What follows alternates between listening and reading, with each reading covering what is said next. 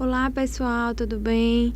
Aqui é a professora Débora, estou com vocês na disciplina, nossa segunda aula, na disciplina de prática trabalhista, né? Prática de processo do trabalho. Então, nós vamos dar continuidade ao nosso conteúdo aqui na aula 2. Qual é o nosso conteúdo de hoje? É a escrituração de livros de registro de empregados. Então, a gente vai ver essa escrituração dos livros, recolhimento de contribuições sindicais, como que são feitas esse recolhimento dessas contribuições sindicais, CIPA, né, que é a Comissão Permanente de Prevenção. Então, vamos falar um pouquinho da CIPA e também da reclamação trabalhista. Já vamos iniciar falando aqui de uma das principais peças muito recorrente dentro da prática trabalhista, que é a reclamação trabalhista, um inquérito judicial também para a apuração de falta grave. Então, vocês podem ver que nós temos bastante conteúdo para a nossa aula de hoje. Mas vamos lá, vamos iniciar aqui na nossa segunda aula de prática trabalhista. Contra a escrituração do livro dos funcionários. A legislação, ela obriga que o empregador a efetuar registro de todo empregado em fichas, livros ou sistema eletrônico. Gente, na Justiça do Trabalho, nós, empregadores, nós temos que ter um resguardo com os documentos. Claro, precisa ter folha de ponto, tudo precisa ser anotado, até para uma segurança. Então, para qualquer processo, aqui nós estamos vendo prática trabalhista. Então, vamos para o lado prático. No momento de um processo, se você não tem nada documentado, como é que você vai comprovar, empregador, que aquele empregado teve uma justa causa ou ele foi sem justa causa? Como é que eu vou fundamentar, como é que eu vou responder a minha reclamação trabalhista se eu não tenho nada documentado? Então, o que a CLT coloca? A legislação obriga o empregador a efetuar o registro de todo o empregado em fichas, livros ou sistema eletrônico. Então, a CLT ela é muito clara nesse aspecto. E o que ela diz? Tem a natureza de prova do contrato, é documento do empregador, prestando-se para esclarecimentos solicitados pela fiscalização trabalhista da Delegacia Regional do Trabalho. Então, é assim que o empregador ele se resguarda de uma futura acusação, certo?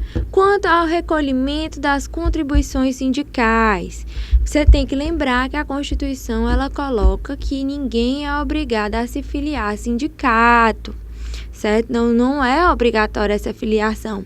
Então, algumas pessoas utilizam da terminologia imposto sindical para referir-se, né, à questão da obrigatoriedade. Então, que obrigatoriedade é essa? Por quê? Porque a CLT diz que ninguém é obrigado a afiliar-se a sindicato, mas todas pertencem a uma categoria, tanto que são obrigadas a contribuir anualmente.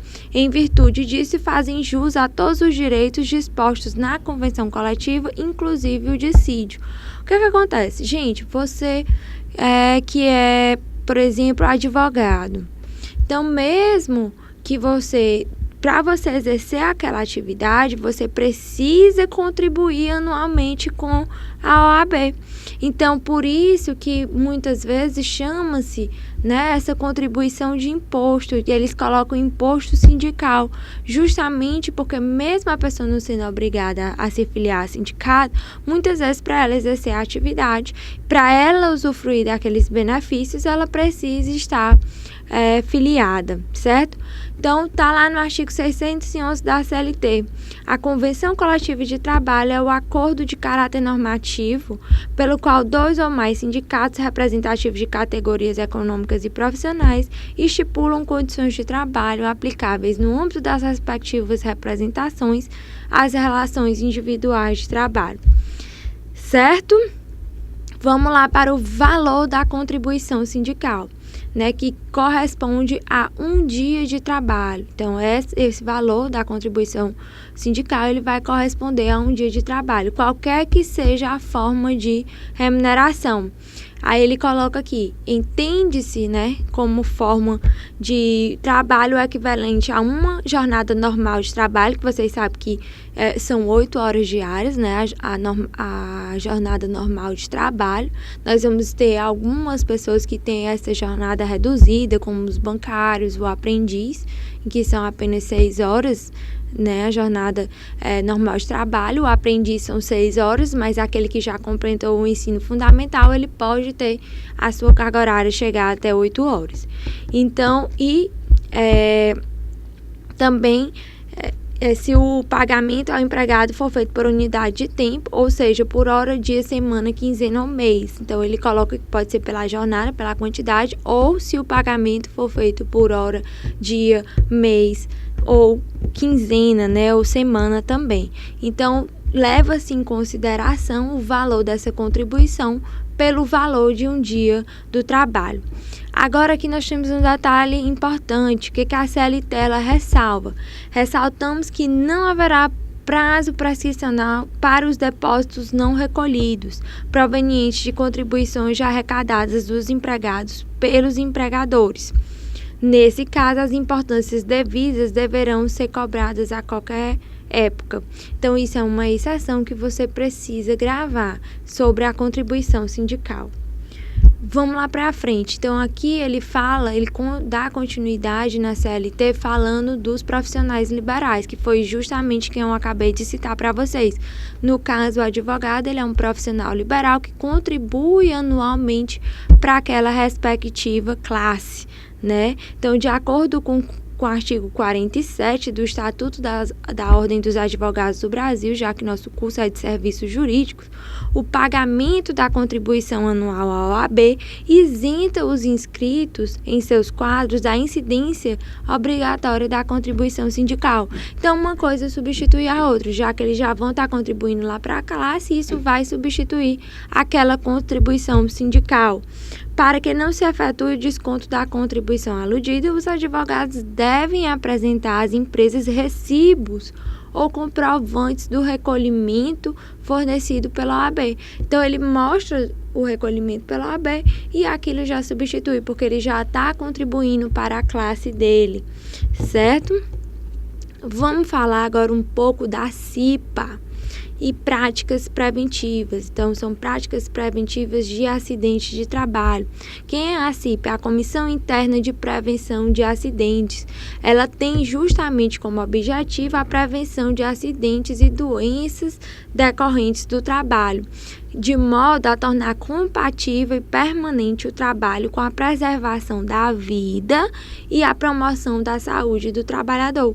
Então, é essa a importância da CIPA. Então, a gente sabe que muitos acidentes, eles ocorrem dentro do ambiente de trabalho, até fora do ambiente de trabalho, né? No percurso de casa ou de casa para o trabalho, também podemos ter acidentes. E muitas empresas, elas muitas vezes são empresas que têm risco, têm periculosidade, têm insalubridade. Então, a empresa ela precisa fornecer aos empregados meios para que eles possam, de fato, exercer aquela atividade, como uma prevenção de um futuro acidente de trabalho, que possa gerar uma indenização ou uma estabilidade, né? O acidentado, ele vai ter a estabilidade aí de 12 meses.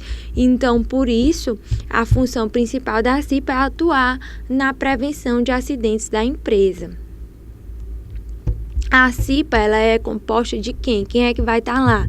É composta de representantes do empregador e dos empregados. Então, ela vai ter tanto representantes de um como representantes de outro, porque justamente ela vai estar fazendo essa proteção do empregado. Então, vamos ter representantes dos dois, de acordo com o dicionamento que está previsto lá na NR5, ressalvadas as alterações que são disciplinadas em atos normativos para setores econômicos específicos.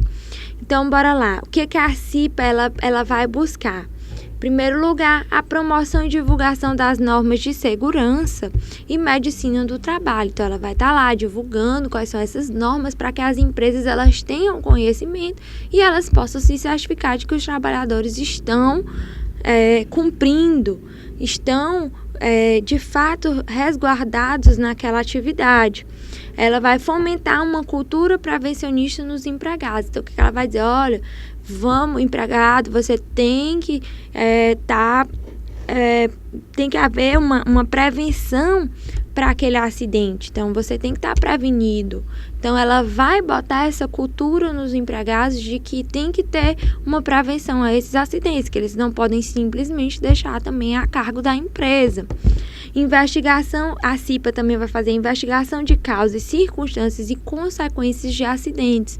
Então, ela vai fazer esse caráter também investigatório para saber de fato como foi que se deu aquele acidente no caso concreto. Divulgação e promoção do cumprimento das normas reguladoras. Então, ela vai ver se aquela empresa está seguindo as normas reguladoras, tanto a empresa como o empregado. Então, por isso aí essa representação do empregado e do empregador. Nós temos papéis de ambas as partes. Então, vamos continuar falando um pouco da reclamação trabalhista, nosso outro tema da aula de hoje. Então, também é um tema de suma importância, uma petição que é recorrente nas provas de prática trabalhista, né? Então, é uma petição que dá início ao processo, descrevendo seus requisitos iniciais e sua fundamentação legal. Então, aqui nós vamos ter uma petição que vai dar início ao processo trabalhista. Então, você viu competência, você viu a importância de certos institutos e agora, se eu tiver um problema, o que eu faço? Eu vou para a justiça? Qual é a petição que eu vou utilizar? Agora a gente vai ver. A primeira é a reclamação trabalhista, né? De toda forma, no que consiste essa reclamação trabalhista? Ela é uma petição inicial que vai possuir as seguintes características. A parte deve ser defendida, o autor da demanda, claro, que vai estar entrando, e há necessidade de uma descrição detalhada dos fatos e do direito. Então, o autor da demanda vai estar lá se defendendo, vai estar lá defendendo o seu direito, vai estar lá fazendo essa reclamação do direito dele, né? O trabalhador que entra com a reclamação trabalhista, ele vai estar dizendo, a empresa não me pagou isso, ou a empresa ela não me assegurou a estabilidade que eu tinha, então eu tenho necessidade, de fato, de ingressar na justiça. E lá na reclamação trabalhista, nós temos que ter os fatos e os direitos bem fundamentados, bem concisos, para que o juiz ele possa de fato avaliar aquela reclamação. Então, ela vai estar prevista, né, o procedimento ordinário vai estar previsto lá no artigo 840, parágrafo 1º da CLT. Anota aí que você, além da aula, você tem que ler a CLT. Isso é exercício básico. Aqui a gente te dá um norte, uma diretriz e você busca a lei, porque não tem como fugir disso. E ela também vai ter artigos essenciais lá no novo Código de Processo Civil, no artigo 319. Lembrando que a reclamação trabalhista ela pode ser escrita ou verbal, então não há necessidade dessa reclamação ser escrita. Sendo escrita, ela deverá conter a designação do presidente da junta ou do juiz de direito, a quem for dirigida, a qualificação do reclamante e do reclamado. O reclamante é quem entra com a ação, o reclamado é contra quem se está entrando. Uma breve exposição dos fatos, porque, claro, sim, não vai só o direito, tem que ter o fato para que o juiz conheça os fatos. E depois você vai fazer o breve resumo dos direitos, vai colocar o pedido, a data, a assinatura do reclamante ou de seu representante, caso esse reclamante ele esteja representado por alguém. Então, deve constar na petição trabalhista os seguintes elementos que eu acabei de dizer para vocês: qualificação das partes, indicação do juiz, os fundamentos jurídicos, claro, nós temos que ter dentro de uma petição, e as especificações conforme o novo CPC, que você encontra lá no artigo 322 do CPC a 324. Lembrando que você não pode esquecer de procurar a lei. Por quê? Porque nós temos um curto período de tempo para tratar de temas muito importantes. Então, a gente, como eu estou dizendo, eu, professora Débora, dou um norte, eu apresento para vocês o tema e o que há de mais importante, mas você precisa procurar a legislação básica para que aquilo te dê fundamento e segurança para você responder seus exercícios e sua prova, certo? Em caso de pedido de condenação, você tem que deixar claro o valor que pretende, então você não pode simplesmente deixar a cargo do juiz, você tem que deixar claro o valor que você quer, considerando os fatos narrados. Claro que o juiz vai ter uma liberdade na hora de fixar, então você pode pedir valor tal e o juiz não acatar aquele valor, ele pode acatar outro valor, mas você tem que deixar claro o que você quer, você não pode simplesmente também deixar em aberto. Então, você deixa claro o que você quer e o juiz lá vai valorar o teu pedido na reclamação trabalhista de acordo com os teus fatos e fundamentos jurídicos que vão ficar muito claros na petição que você está reclamando os seus direitos. Então, o nome da petição ele já é muito simples. Reclamação trabalhista, você vai estar reclamando direitos trabalhistas. Reclamante, quem reclama. Reclamado, para quem vai a reclamação. E aí, durante a petição, você tem que lembrar que você vai fazer lá o endereçamento para o juiz, a qualificação das partes, depois vem os fatos, depois vem o direito e depois vem o pedido com as suas especificações de valor, né? O que de fato você está querendo, dano moral, dano material, seja lá o que for que você de fato acha que tem direito, e depois vem a data e a assinatura da parte, né, de quem está fazendo a reclamação, ou do representante legal, como a CLT coloca, se a pessoa estiver representada. Então, é uma petição simples que pode ser escrita ou pode ser verbal. Lembrem sempre disso, porque tem questão que gosta de dizer, porque a reclamação trabalhista ela tem que seguir o rito do CPC. Mas não, se ela for escrita, ela tem. Se ela for escrita, ela tem que estar lá de acordo com o CPC. Mas ela pode ser verbal, então você não pode esquecer que ela pode ser verbal. Então, vamos lá, vamos continuar. Agora a gente vai ver inquérito judicial para apuração de falta grave. Então, o inquérito judicial para apuração de falta grave, ele, conforme estude, é uma ação que visa comprovar a falta grave cometida pelo trabalhador estável, decenal ou dirigente sindical, proporcionando a sua posterior demissão por justa causa. Então, aqui nós vamos ter um inquérito. Inquérito é o quê? Investigativo. Nós vamos ter um inquérito para investigação se teve ou não uma falta grave, justamente para que aquele trabalhador ele possa ser demitido com justa causa, certo? Então, bora lá. Se tiver havido prévio reconhecimento da estabilidade do empregado, o julgamento do inquérito pela junta ou juízo não prejudicará a execução para o pagamento dos salários devidos ao empregado até a data da instauração desse inquérito, certo? Do mesmo inquérito. Então, não há esse prejuízo.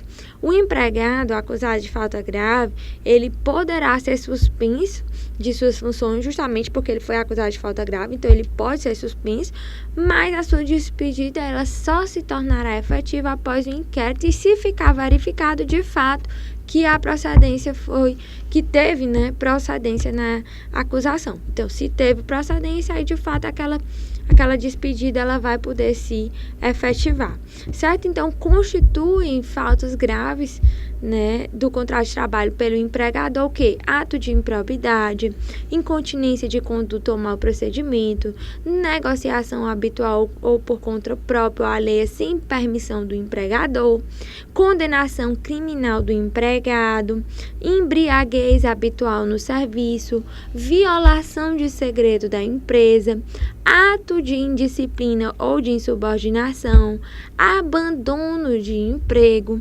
ato lesivo da honra ou da boa fama praticado no serviço por qualquer pessoa, ato lesivo da honra ou da boa fama, ofensas físicas praticadas contra o empregador ou superiores hierárquicos, salvo em caso de legítima defesa própria ou de outrem, e prática constante de jogos de azar. Gente, por que é tão importante saber se foi com justa causa ou sem justa causa? Por quê? Porque se o empregador ele é demitido com justa causa, ele vai perder uma série de direitos lá da rescisão contratual. Por exemplo, a multa de 40% em cima do FGTS, o saque do FGTS. Já se ele é demitido sem justa causa, ele tem uma série de ônus, né? Então, nesse caso, se ele é demitido sem justa causa, para ele vai ser melhor. Por quê? Porque ele vai ter a multa, ele vai ter o saque do FGTS, ele vai ter mais direitos, o valor rescisório dele vai ser maior. Então, por isso é importante que haja essa apuração. Então, nós aqui na aula de hoje, nós vimos assuntos de suma importância: reclamação trabalhista, CIPA, escrituração, contribuição sindical, vimos a apuração, o inquérito para apuração de falta grave. Então, me despeço de vocês e até a próxima aula.